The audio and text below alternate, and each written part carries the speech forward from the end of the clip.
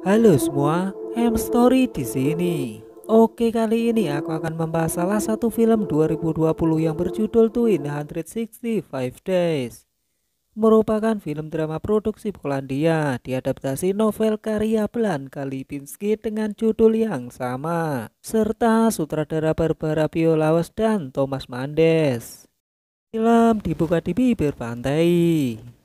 Di atas gedung terlihat pemuda bernama Massimo tengah mengagumi sosok perempuan yang ia lihat dari teropongnya. Ternyata bernama Laura. Akan tetapi mereka belum saling mengenal. Hingga si bapak mendekati lalu ia menyarankan Massimo menjadi pria yang bertanggung jawab. Dan jangan memikirkan kesenangan maupun kenikmatan. Karena semua kekayaan akan menjadi miliknya suatu hari nanti. Tapi itu wasiat terakhir dari si bapak. Tak lama kemudian peluru sniper menerobos badan si bapak dan juga mengenai Massimo. Seakan tidak percaya, si bapak tewas di tempat. Cerita pindah ke 5 tahun kemudian, di mana Massimo telah menjadi pemimpin bisnis yang ditinggalkan oleh sang bapak dan telah sukses menjadi kaya raya dengan semua fasilitas hidup dan kemewahan. Dalam suatu rapat, Massimo dengan para petinggi bank yang Massimo percayai bisa mengembalikan aset keluarganya. Akan tetapi ia malah marah karena bank tersebut tidak bisa mengembalikan aset yang ia miliki dan cuma bisa mengembalikan 12% saja. Hingga saat itu Massimo marah dan akan mengancam menyebarkan keburukan para petinggi masing-masing bank tersebut. Sebagai gantinya, Massimo ingin semua bank mengembalikan uangnya ditambah bunga 10%. Alhasil mereka setuju dengan syarat Massimo. Kemudian Sin dipindah ke kota Warsaw, Polandia. Sedang terjadi rapat para petinggi hotel. Mereka telah membicarakan hotelnya terjerat kasus sehingga hotel tersebut menjadi tercemar. Salah satu petinggi hotel bernama Laura menegaskan bahwa kesalahan itu terjadi manajer hotel tidak bisa mengelola keamanan sehingga terjadi banyak kericuhan. Lalu Laura memberi ide untuk menggait para wisatawan memilih hotelnya. Laura juga mengatakan bahwa ia bisa membuat hotelnya ramai lagi, bahkan bisa meningkat dari bulan sebelumnya. Mendengar hal itu, manajer hotel menyetujui pendapatnya. Kemudian ia langsung pulang, menemui sang pacar bernama Martin. Akan tetapi Laura yang pengen nempel-nempel, malah Martin menolak. Dengan alasan banyak pekerjaan yang harus diselesaikan secara cepat. Mengetahui hal itu, Laura pun kecewa, sehingga ia melakukan hal itu dengan benda tumpulnya. Lalu Sin kembali ke Massimo yang akan pergi ke Italia. Saat keluar dari bandara, ia melihat wanita pujaannya.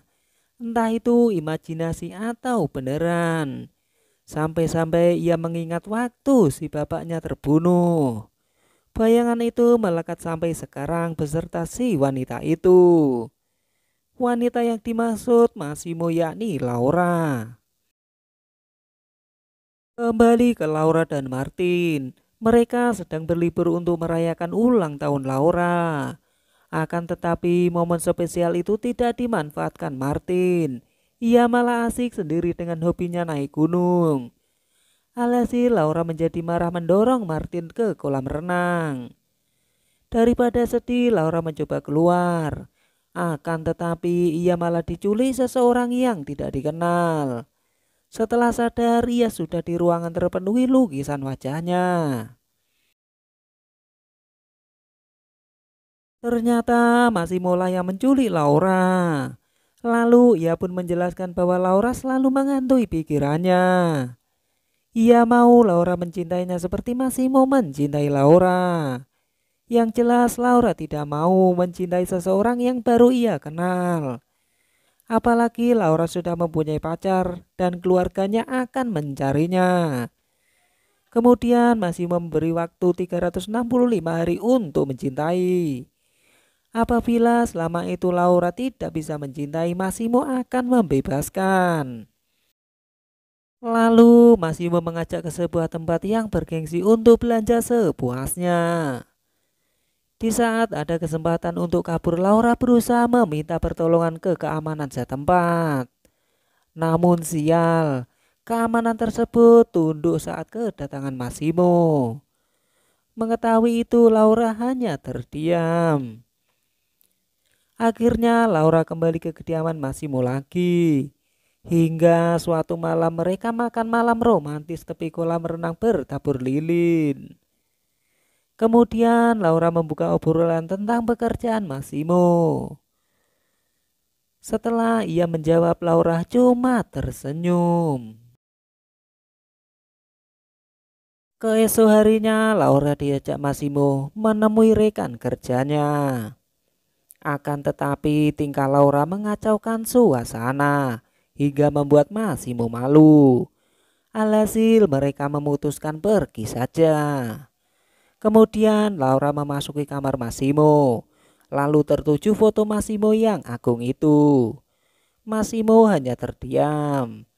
Saat itu Laura mencoba menggoda Massimo, tapi godaan tersebut membuat Massimo marah. Karena setelah menggoda, Laura ingin keluar namun pintu sudah terkunci. Massimo lalu mengikat Laura di ranjang dan akan nempel-nempel. Tapi ia batalkan sebab Massimo ingin cinta tulus dari Laura. Kemudian Massimo melepaskan Laura, menyuruh bersiap-siap untuk pergi ke tempat klub. Namun cara pakaian Laura menjadi pandangan gratis semua orang. Hingga sampai di tempat klub para lelaki mulai menggodanya. Untung saja Massimo cepat datang dan menodongkan senjata api. Ternyata pria yang menggoda tadi keluarga besar mafia saingan Massimo.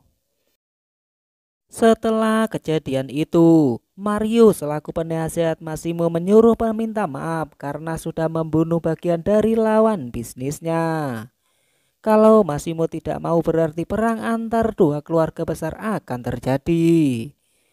Jalan satu-satunya yaitu menyingkirkan Laura dari kehidupannya. Tapi percakapan mereka didengar Laura. Kemudian Massimo menyalahkan Laura bahwa semua itu terjadi sebab berpakaian minim dan menggodanya. Alhasil Laura pun marah dan terjun ke laut. Untung saja Massimo jago berenang, hingga akhirnya Laura masih bisa diselamatkan. Setelah sadar, Massimo meminta maaf dan berjanji tidak berkasar lagi. Lalu dilanjutkan nempel-nempel. Tapi kali ini tidak ada paksaan. Saat malam, Massimo mengajak Laura ke tempat pesta. Tanpa diduga, mantan Massimo berada di situ dan melihat Laura bersama Massimo. Kemudian ia mengancam Laura akan membunuhnya karena sudah merebut Massimo dari dia. Tak ingin wanita yang ia cintai terluka, akhirnya Massimo memulangkan Laura ke Polandia.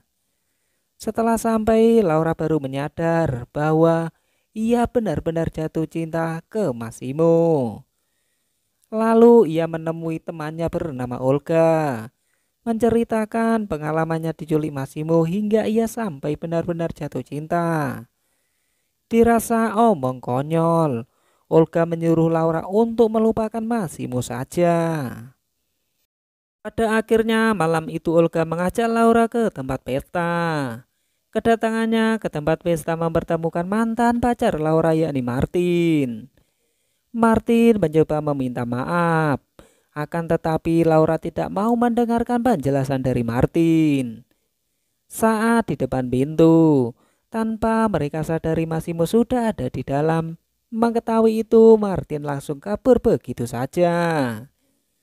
Kemudian Laura mendekati Massimo, memarahi karena telah memulangkan ke Polandia begitu saja. Padahal ia sudah mulai suka ke Massimo.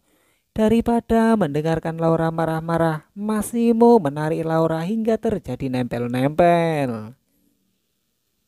Tak selang beberapa lama, Massimo melamar Laura pada saat nempel-nempel. Keesok harinya, Laura mendatangi pernikahan Olga. Di situ juga ada orang tua Laura. Mereka pun saling berkenalan. Lalu ia kembali ke Italia lagi untuk melangsungkan pernikahan. Akan tetapi orang Polandia tidak boleh datang ke pernikahannya. Alhasil sebagai penggantinya Olga yang akan datang.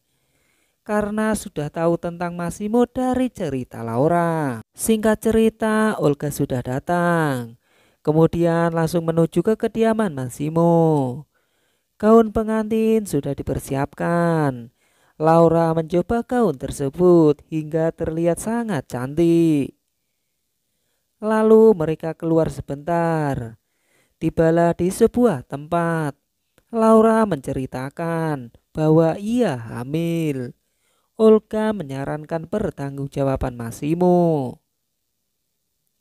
Saat ingin kembali, Laura bercanda lewat handphonenya bersama Massimo. Tapi di sisi lain Mario sangat panik karena nyawa Laura terancam. Sedangkan ia mencoba menelpon Massimo tidak bisa. Padahal ingin mengabari hal penting itu. Alhasil mobil yang ditumpangi Laura setelah masuk ke terowongan tidak kunjung keluar. Di tempat lain, sambungan telepon Massimo tidak ada jawaban dari Laura. Mendengar cerita dari Mario, ia pun menangis. Seakan tak kuat menahan rasa itu, hingga bayangan-bayangan Laura masih di pikirannya. Dan film pun berakhir. Ending yang dibuat cukup menggantung. Karena kita tidak tahu apa yang terjadi Laura dan sahabatnya setelah memasuki terowongan. Apakah ia masih hidup atau sudah tiada? Tapi dilihat dari ekspresi Massimo yang begitu sedih, mungkin dia sudah tiada. Atau mungkin saja ending ini akan mengantarkan kita ke sequelnya kelak, sesuai dengan kelanjutan novelnya. Udah gitu aja pembahasan film ini. Mohon maaf bila ada kata atau editan yang memaksakan, dan sampai jumpa di pembahasan berikutnya.